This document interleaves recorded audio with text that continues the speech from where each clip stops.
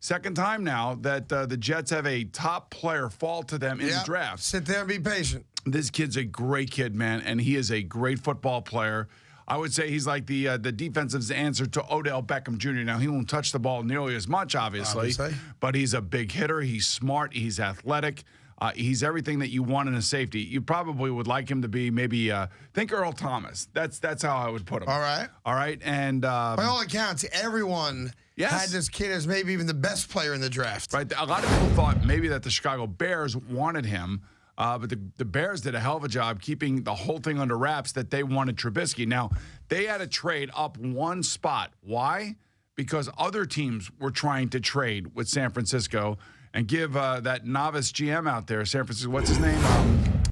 John Lynch. Yes. Give that novice GM out there high marks for his first round and what he did with accumulated a bunch of picks. He got the kid Solomon right out of Stanford. He also got the kid Reuben Foster out of Alabama. So he's got what I would think are two players that will start on day one for the San Francisco 49ers. Well, what's amazing is that all three of the quarterbacks went.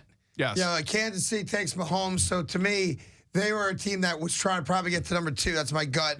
Right, so Kansas City also jumped in front of Cleveland. To get him. And they jumped in front of Houston. Right. You see what I'm saying? So obviously they knew that right there in that mix. Or stayed in front of Houston, I should say, because they were ahead of Houston anyway. But there was no doubt that they were worried that it was going to come out that they were going to lose the quarterback.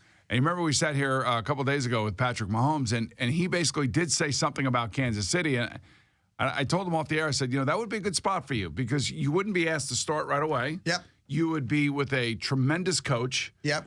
You have a good roster there that in 2 years from now will still be a good roster. And it's a veteran quarterback that's on a little bit shaky ground because of how he played in the playoffs. Plus, they can only go so far, I think, with Alex Smith, and they probably recognize that. I don't think that I would be surprised that Patrick Mahomes would beat him out. I don't think that's going to happen, but I think it's at a good spot for him. I know that it's probably very uncomfortable for Alex Smith.